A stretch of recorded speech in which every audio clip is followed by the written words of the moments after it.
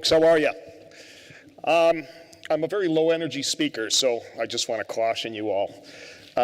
Those of you that know me as an Ethernet guy, and I have the honor of being involved in the development of the protocol that I'm going to talk about here. I also have the honor of speaking to what is probably the most unique protocol on the face of the planet. A little bit of secret though, originally I was an SNA mainframe guy, token ring, controllers, 3745s, all of that stuff. I got involved with Ethernet, TCP IP, and Unix, and they tarred and feathered me and threw me out in the parking lot, and I've been Ethernet ever since. So I was involved in the original 10BASE-T test beds, so if that tells you anything, it tells you I'm an old guy. And I've been involved with Ethernet ever since we first put it on telephone wire. So what I want to do is I want to talk about the automated campus fabric today and give you a little bit of a background on what the technology is about and some of the issues that it looks to solve. This obviously hits one of the three major pillars in the automated campus. There are actually, similar to the rest of our portfolio, three major pillar statements, which is simple, secure, and intelligent. Some of the examples, is anyone running Fabric Connect here today? Okay, we've got a few. Yep, okay. So government, very big vertical that we leverage. Healthcare, obviously hospitals, hospital networks. They have to be up 24/7. There is no downtime allowed. And then also education, both primary and higher ed. We do well there as well as manufacturing. These are only some example verticals. What's unique about this technology, and we really started working on this around the turn of the millennium, was the concept of doing path delivery with Ethernet and not involving the use of IP as a utility to instantiate path behaviors. And it was a unique project as it started out. The whole intention of this was to basically create a simple policy-driven type of infrastructure that really relies on Ethernet at the fabric level. And it consists of a fairly simple set of components. We have, obviously, our products, the switches themselves, but we also have the protocol, Fabric Connect, which is actually an IEEE standard, 802.1AQ. That's another unique part about the automated campus fabric. It is the only IEEE industry standard fabric in the industry. It is the only one. Everything else is proprietary in one flavor or another. We also leverage Extreme Connect and Control. And basically what that does is that allows us to establish partnerships with third-party vendors for security, but it also allows us to leverage access control and utilize the smart omni edge and the policy mechanisms to actually instantiate this path behavior. What results is a very, very slick fabric architecture that does not use IP. And from a security perspective, that's an important thing. Now, I'm going to go through the three major pillars here. I'm not going to spend a lot of time on this slide because we already talked about the value pillars. What I want to do is I want to start to go over some of the actual tangible benefits of the technology. Now, as I said, we establish path behaviors at the Ethernet level. These are all Ethernet circuits, what's called Ethernet switched paths. And when we tandem these Ethernet switch paths together, we create something called a circuit, or an individual service identifier. And if it sounds like an IEEE standard term, you're right, it is, okay? Now this Ethernet circuit basically is what does all the core service delivery within the fabric. And as a result of this, I can use these Ethernet circuits to deliver multicast. Now, one of the things I've done in my past, I used to be a hired gun. I wrote the functional requirement definitions for protocol-independent multicast. And I now officially give my apology for that. It's a complex protocol, very difficult to run. Anyone who's run a PIM network knows how difficult it is.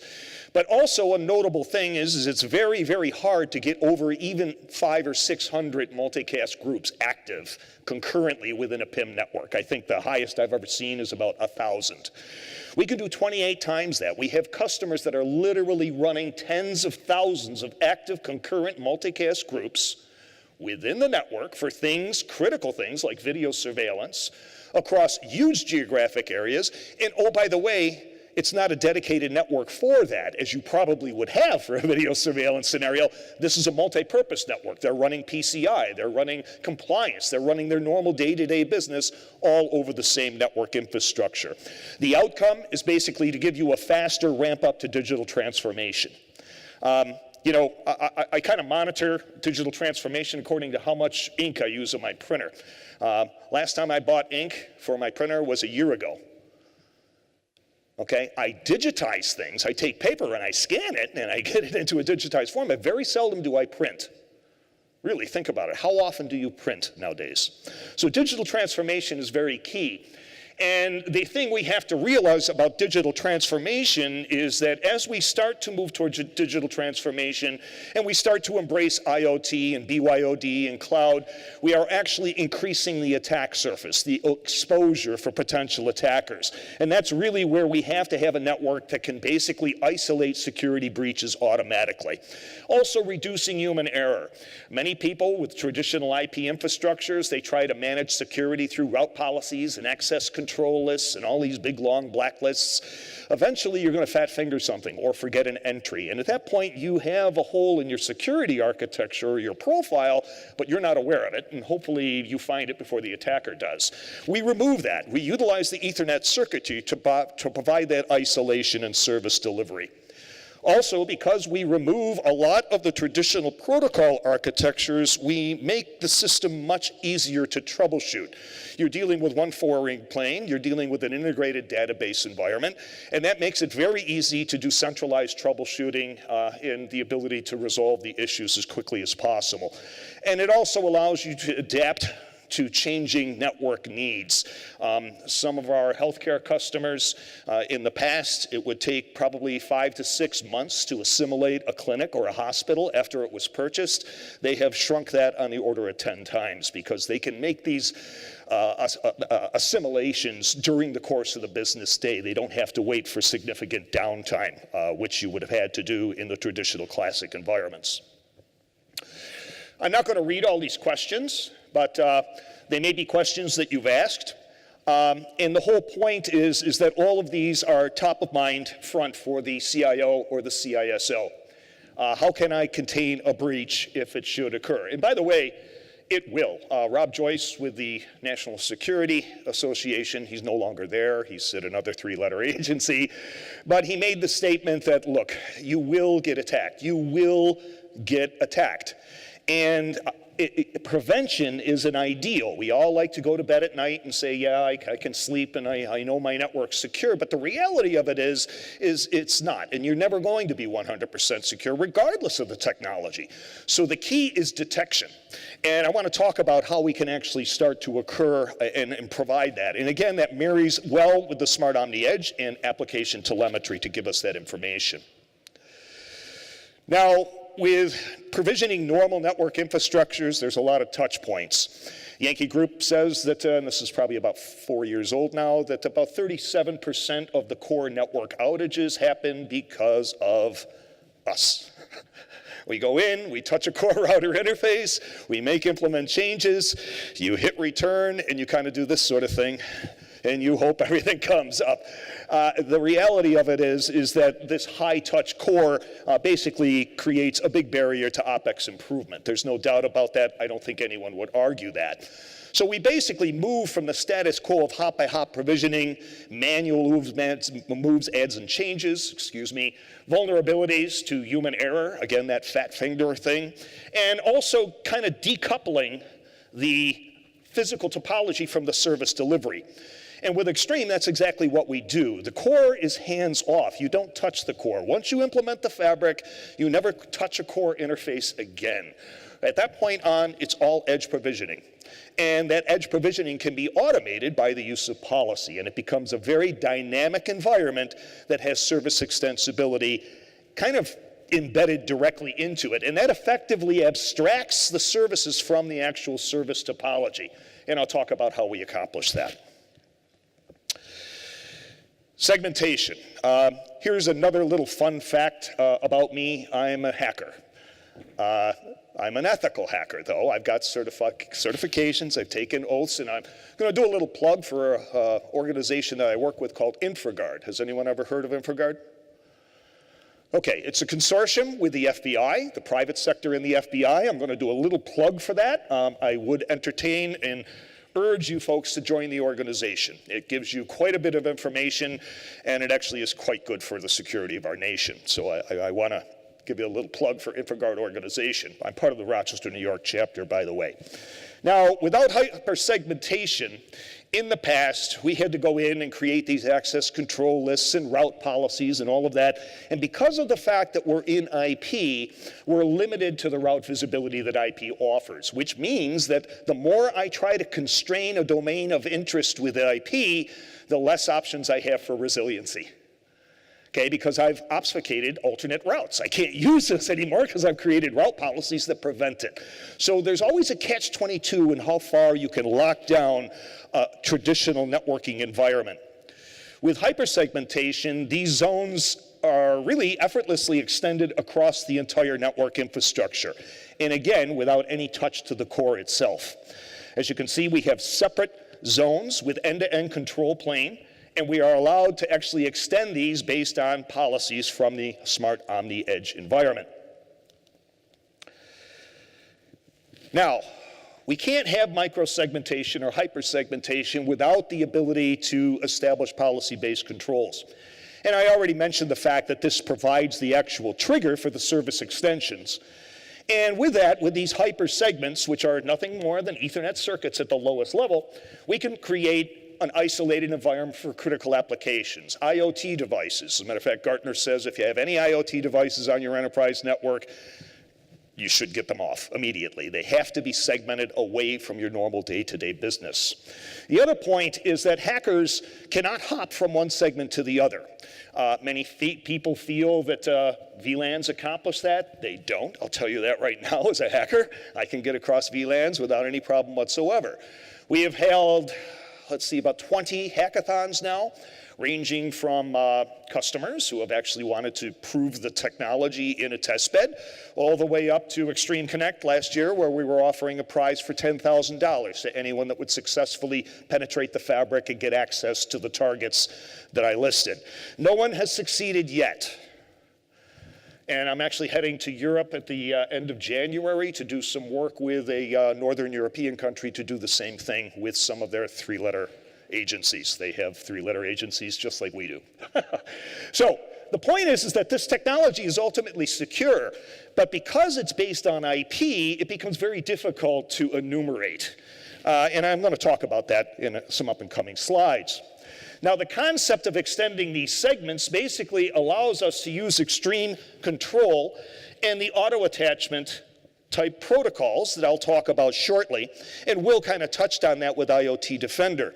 What this does is this gives us granular control over identifying, authorizing not only users, but endpoints, IoT devices, things of that nature, and extending the service delivery based on that authentication. This is an important piece. But the other piece is that we have to make sure that we're monitoring that system as well to make sure it stays within its defined range of behaviors, whatever that device or component may be. So when we look at how we can do this, we can start to extend security, again, without increasing complexity. Now, there are very few technologies that offer you better security with a better OpEx profile. Okay, most security technologies will negatively impact your operational expense profiles. This is one of the very few technologies that will actually improve it. Now, we talked about the concept of policy and the ability to follow different devices. This effectively eliminates backdoor entry points. In this case, we have some infusion pumps, you know, the little rolling carts that you might see in the hospital. They are obviously tied into an actual monitor server. The device is removed, and anybody can remove it. Could be a nurse, could be a candy striper, could even be a doctor. Removing the component, rolling it across to another patient's room, and then as the device is reconnected, that service is automatically extended based on the authentication from Extreme Control.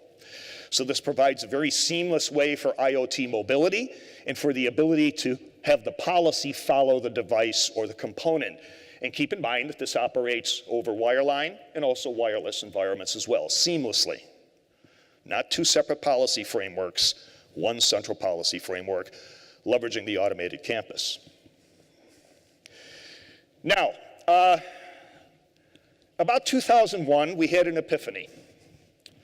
Why do we swap headers and protocols? Think about it.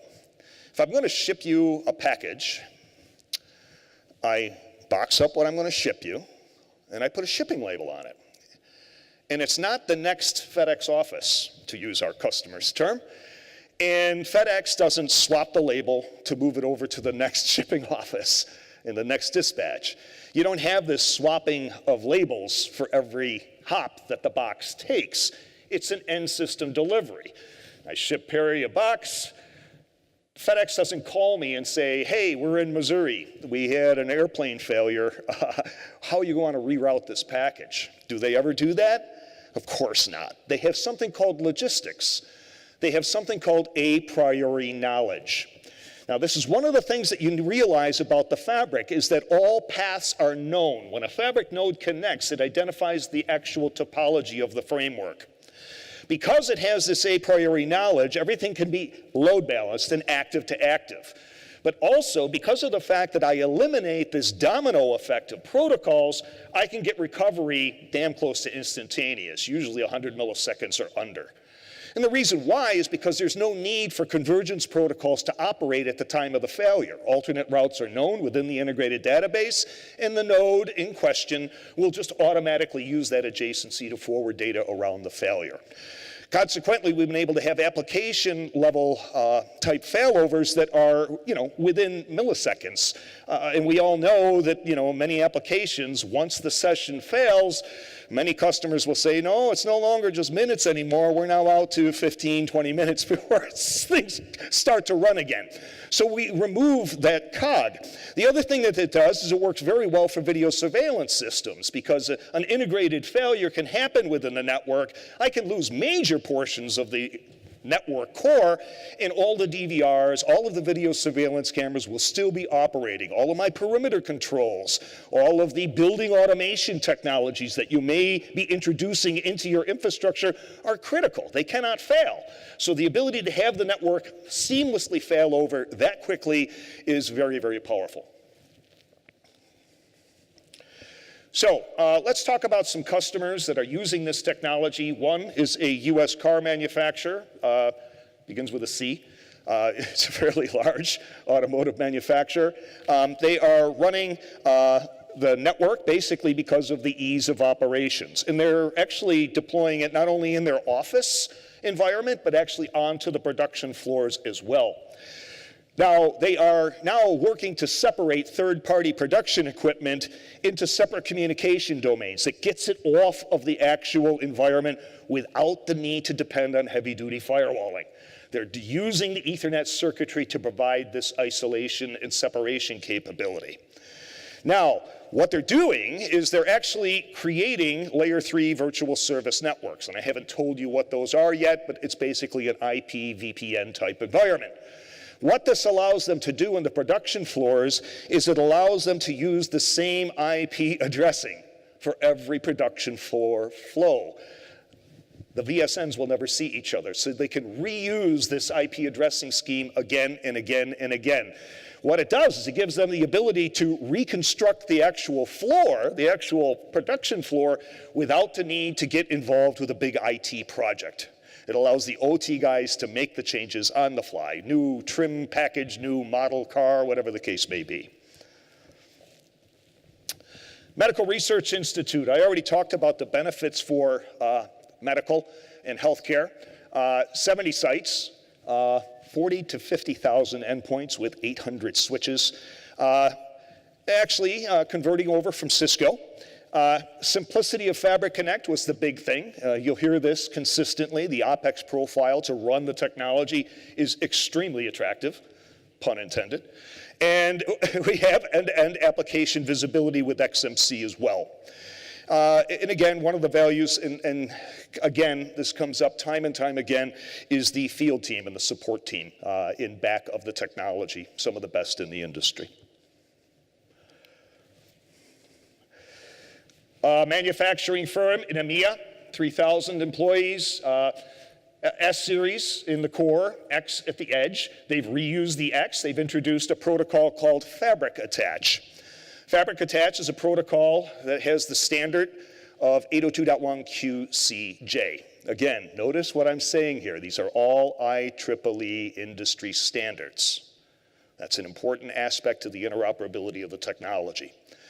So with that, they were actually able to do seamless integration with Fabric Connect out to the X450s and out to the WLAN APs, policy integration with Automatic Campus, and allows them to actually have this extensible capability within their Fabric core.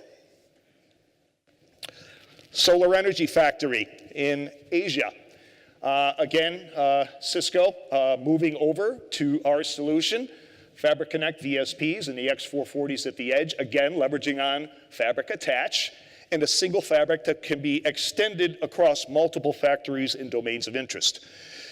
That's one thing I want to cover here. When we say campus, it's actually a bit of a misnomer, okay? Because you think campus, you think, okay, a building. This technology is immense. Do we have anyone from the transit authorities here? Okay. So these are huge networks. They have immense geographic area that they cover. It's not a campus technology. However, it works very well, but we have some customers, whole states that are wired with this technology. We have some areas where we're traversing oceans with the technology. So it is not just a campus technology, okay? It can interconnect campuses as well. Now, what I want to do is I want to talk a little bit about the deployment example and a little bit about the theory of operation. I've mentioned these Ethernet circuits time and time again. We're going to have two type of interconnects. We're going to have one with dark fiber. Everyone's dealt with that type of thing before. But then we also have a service provider connecting between Site 1 and Site 3. What we'll do is we'll just kind of swap over and put some boxes in place. Notice how we have a meshed topology. Because we're establishing path behaviors at the Ethernet level, I no longer need spanning tree. I no longer need loop controls. Everything happens in an integrated, switched fashion across the actual service core. Now, these Ethernet circuits are L2 extensions at the end of the day. Ethernet is an L2 PDU. You'll notice that there are two types. There is one that is point-to-point, and then you'll notice that there's another one that has 3 points of service. Anytime you take an individual service identifier and you have more than 2 points of presence, it automatically becomes a directional graph tree. Automatically. Does everyone understand what directional graph trees are? No. Okay. All right. Directional graph trees are basically looking at the topology of the network from the perspective of the service node itself. Now, when you think about it, multicast is probably one of the most difficult paradigms in networking because it's always destination address based. Any multicast address that you can tell me, it will always be a destination address. Whether it's Ethernet, IP, IPv6, doesn't matter. It's always a destination address, which means that a multicast address is never topologically significant. That's why we have to use PIM dense mode or PIM sparse mode with rendezvous points, because we need to discover the source. What we did was a unique thing. We took the source and we took the directional graph tree and we embedded it directly into the destination multicast address. So the discovery is eliminated. The DGT, which becomes the reverse path forwarding tree for multicast, and the source, which is the actual node address itself, are embedded. Consequently, any node in the middle can facilitate that replication. And according to the standard, we do it as optimally as possible across the network. So does everyone see the directional graph tree now? Everything is DGT based, which means it becomes the ideal mechanism to deliver high-density multicast services, because at the lowest level, it's just Ethernet trees. It's a beautiful thing. But there's another point. If I'm going to attack you, keep in mind I am a hacker, I need two things. I need visibility. I need to enumerate your network. I need to enumerate IP. And I also need to move. This technology creates a very dark environment to a hacker. There is no IP establishing the topology or the service delivery, which means I can sit with NetMap and I can try to monitor the network till the cows come home. I'm not going to enumerate anything. It's going to be dark because it's all Ethernet in the core. The analogy is a lot like a black hole in physics. Now, we all know that there are physical processes that occur within the black hole. However, we have no way of knowing what they are, unless you want to get sucked in. And at that point, even you don't come out. The point is there's no way that you could determine the function of the black hole from the event horizon. Well, that's basically what we do to IP. IP becomes an event horizon around the fabric. Now I just have service delivery points at the edge that represent IP networks. I no longer have routes. Trace route, things of that nature, no longer have malicious capabilities to enumerate the network. The other thing is that once we put someone into a circuit, they are in that circuit. This is the test of the hackathon for someone in the red network to try to penetrate into the yellow. Nobody succeeded yet. Now, these ISIDs at the end of the day are Ethernet circuits. But an ISID only gains its personality by attaching it to something. So if we take an ISID, an individual service identifier, and we associate it with VLANs at the edge, we create basically the equivalent of a virtual private LAN service in MPLS. The only difference is rather than having 45 lines of code to instantiate the VPLS service, it's one line of code to associate the ISID to the VLAN, and that's it. Now what happens is I can extend this VLAN anywhere I need to without any limits that we typically have in traditional topologies for VLAN trunking and things of that nature. Now, if I take an ISID and I associate it with VRFs at the edge, I create what's called a layer 3 virtual service network. At that point, I'm replacing what would be an IPVPN Lite type solution. Everyone remember that, where you took the VRFs and you daisy-chained OSPF to create your separate IP environments, or an RFC 4364 MPLS IPVPN, okay? Now, anyone who's dealt with MPLS knows that that's about a 200-line config you're playing with, and it is very, very tedious because you have all those underlay protocols that you have to configure in order to get the service instantiated.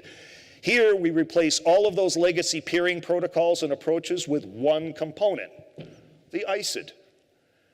Think about it. The ISID peers the VRFs, and the ISID is not based on IP. Therefore, that IPVPN becomes totally black from a Department of Defense perspective, according to the definition of the term.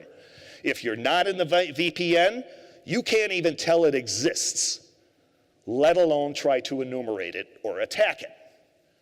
And everyone knows it's very difficult to attack what you can't enumerate and you can't see. Because in order to do that, I need to be able to enumerate the network, I need to be able to enumerate the system, identify vulnerabilities, correlate exploits, and then launch them. Once I compromise, now I'm going to move. I have to move. Because if you think the first system you're going to compromise is where you want to be, you're wrong. Or you should go to Vegas because you were really lucky. You have to move. You have to do something called pivoting. And I do that by compromising your systems. And I move across the network using that capability, which should give you a hint. You should look for any peer-to-peer anomalies in your network that you haven't seen before, and telemetry basically gives you the ability to see those trends and changes in behavior. Great example of that is video cameras. Is there ever a time when a video surveillance camera should talk to another one? No. Is there ever a point of time where a point of sale system should talk to another point of sale system? No. These are anomalies. First of all, the circuits can prevent them, but even the attempt should be identified and isolated, and we basically can provide that. Now, these circuits can be combined. Sorry about that. They can't be compromised, I just said that. So we have layer 3 VSNs, but notice how we also have a layer 2 service network that's actually interconnecting for some type of purpose for peer-to-peer capabilities between the server rooms. So we can combine these service capabilities. We can actually distribute routes between them if you choose to do so, or you can actually interconnect them with traditional service demarcations. Now, over and above this data plane, which I think you will agree is probably one of the most eloquent data planes ever invented by mankind, we need an automation protocol. We need a way to control that, and that's basically where we have the end-to-end network services. I've talked about two of them, Layer 3 VSN, Layer 2 VSN, but also there's VXLAN services, there's ELAN services, E-line services, E-tree services, enforcing hub and spoke behaviors, IPv6, integrated directly in with one protocol, and that protocol is ISIS. And that's reflected by the industry standard of RFC 6329. Notice how everything I've talked about has a corresponding industry standard that's ratified. That's an important aspect in technology selection. It guarantees you a road of evolution for the protocol. Now, a little bit on the dichotomy of what a fabric node is. And we're going to kind of stick to this coding pretty much for the rest of the slide deck. The UNI side is the access port side. We're going to show that in green. That's where devices plug in. Could be an extreme switch, could be a wireless AP, could be someone's PC or a server. That's the user interface side, the UNI. On the bottom half of the slide, we see the network-to-network core ports. That is the network interface side. That's the fabric side. So everything you see in red will represent the fabric. Now, we automate on both sides. As I said earlier, automating the service attachments at the UNI side, we leverage extreme control, extreme policy, fabric attach, which is, again, that's industry standard protocol. And then we also provide the ability for you to do CLI provisioning and things of that nature if you want to do that. REST APIs, again, big notion here. And you'll find that that's going to be the way we'll do most of our automation in the future. Automating in the actual network infrastructure, it's basically a zero-touch deployment.